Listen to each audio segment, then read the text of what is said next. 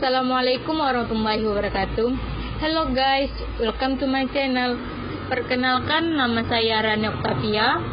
Saya dari Universitas Islam Negeri Sultan Taha Saifuddin Jambi, Fakultas Ekonomi dan Bisnis Islam, Prodi Akuntansi Syariah, NIM 503180024. Sebelum teman-teman menonton video kali ini, jangan lupa like, comment, and subscribe. Pada video kali ini, saya akan membahas tentang perbedaan akuntansi syariah dan akuntansi konvensional. Sebelum kita memulai materi, cara mudah agar menangkap pelajaran. Pertama, membaca basmalah. Yang kedua, yakini diri kita pasti bisa. Yang ketiga, usaha dan jangan menyerah. Apa sih akuntansi itu? Apalagi akuntansi syariah. Padahal akuntansi itu selalu berhubungan dalam kehidupan sehari-hari. Contohnya saja, pengeluaran dan pemasukan kita setiap bulannya. Jika kita tidak bisa mengatur dan mengelola keuangan dengan baik, seperti mengeluarkan uang untuk hal yang tidak jelas, apalagi untuk foya-foya. Nah, dari situ kita akan mendapat dampak negatif untuk masa yang akan datang. Nah, jadi pengertian akuntansi syariah adalah praktek akuntansi yang bertujuan untuk membantu mencapai keadilan sosial ekonomi dan mengenal sepenuhnya akan kewajiban kepada Tuhan, individu, dan masyarakat yang berhubungan dengan pihak-pihak terkait pada aktivitas ekonomi seperti akuntan, manajer, auditor, pemilik pemerintah sebagai sarana bentuk. Kelebihan akuntansi syariah, yang pertama, sistemnya bagi hasil. Akuntansi syariah tidak memiliki sistem bunga, namun menggunakan sistem bagi hasil dengan menanggung risiko bersama-sama oleh semua pihak yang terlibat. Yang kedua, menggunakan prinsip jual beli murabahah.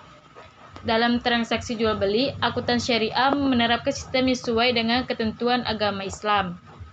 Misalnya saja, transaksi antara bank dan nasabah yang ingin mengajukan kredit. Dengan prinsip murabahah, nasabah dan bank akan membuat sistem kerja berdasarkan kesepakatan awal yang dibicarakan di awal antara dua pihak yang bersangkutan. Yang ketiga, terhindar dari riba. Riba adalah penetapan bunga saat pengembalian berdasarkan presentasi tertentu dari jumlah pinjaman pokok yang dibebankan kepada pihak peminjam. Keempat, memiliki unsur tenggang rasa.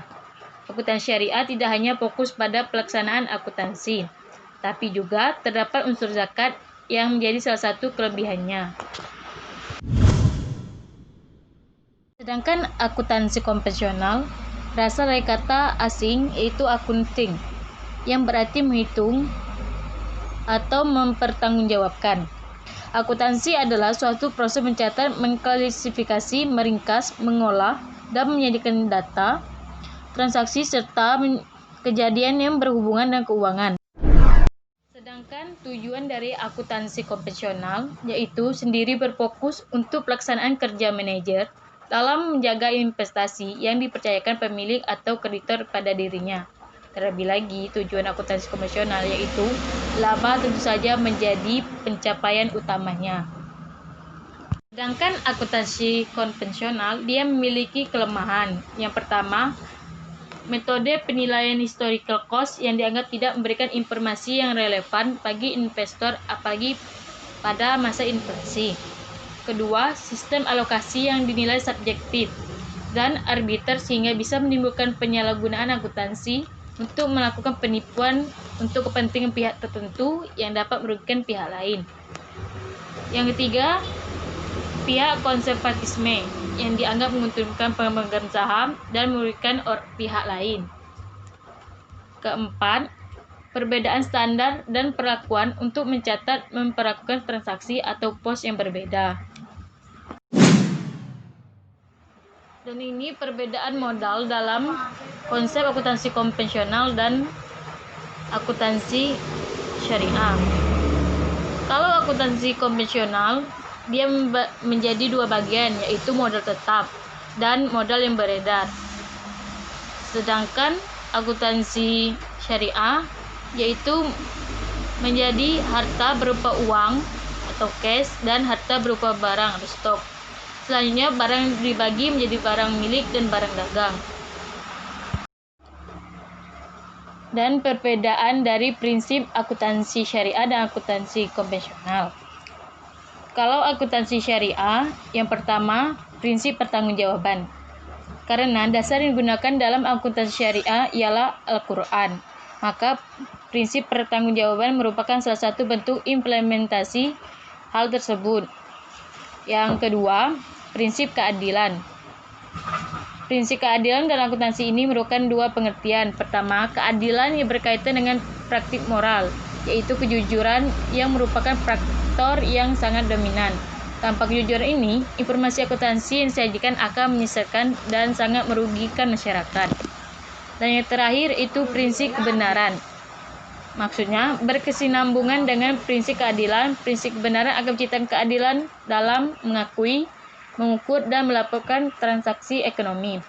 Contohnya saja pada aktivitas pengakuan, pengukuran, dan pelaporan yang tentu saja akan berjalan dengan baik jika dibarengi dengan rasa kebenaran. Sedangkan prinsip akuntansi konvensional yaitu dipengaruhi oleh berbagai macam ideologi. Akan tetapi, dapat dilihat bahwa ideologi yang paling dominan mempengaruhinya adalah ideologi kapitalisme. Kenapa? Terlihat dari beberapa pendapat ahli akuntansi yang menjelaskan mengenai hal tersebut. Contohnya saja, Arahab menyatakan bahwa ilmu akuntansi konvensional yang berkembang saat ini dilandasi jiwa kapitalisme dan sebaliknya berkembang ekonomi kapitalisme sangat dipengaruhi oleh perkembangan akuntansi konvensional. Dasar hukum dalam akuntansi syariah. Yang pertama, bersumber dari Al-Quran. Yang kedua, ijma atau kesepakatan para ulama. Yang ketiga, qiyas atau persamaan suatu peristiwa tertentu. Dan yang terakhir yaitu uruf atau adat kebiasaan yang tidak bertentangan dengan syariat Islam. Jadi, kesimpulan dari kedua akuntansi tersebut yaitu kalau akuntansi konvensional, dia berkembang hingga saat ini dan yang banyak dipakai para akuntan dunia terbukti tidak sesuai dengan nilai-nilai Islam yang bersumber pada Al-Quran dan hadis. Bahkan, pada perkembangannya, akuntansi konvensional yang bebas nilai ini yang dilandasi pola berpikir egoistik, materialistik, dan utilitarian tidak memiliki kemampuan untuk menjawab persoalan-persoalan akuntansi yang muncul dewasa ini. Tidak demikian dengan akuntansi Islam yang menjunjung tinggi nilai moral dan etika dan berpedoman pada Al-Quran dan hadis. Dalam sistem tersebut, kegiatan identifikasi, klarifikasi, dan pelaporan dan mengambil keputusan ekonomi harus berdasarkan prinsip akad-akad syariah, yaitu tidak mengandung zulum atau kezaliman, riba, masyir atau judi, goror atau penipuan, dan barang yang haram dan membahayakan. Dengan sistem yang dianut tersebut, akuntansi Islam justru pada perkembangannya saat ini menunjukkan kinerja yang lebih baik dari sistem akuntansi lainnya. Mungkin itulah pembahasan kita pada video kali ini. Lebih kurang terima kasih. See you. Wassalamualaikum warahmatullahi wabarakatuh.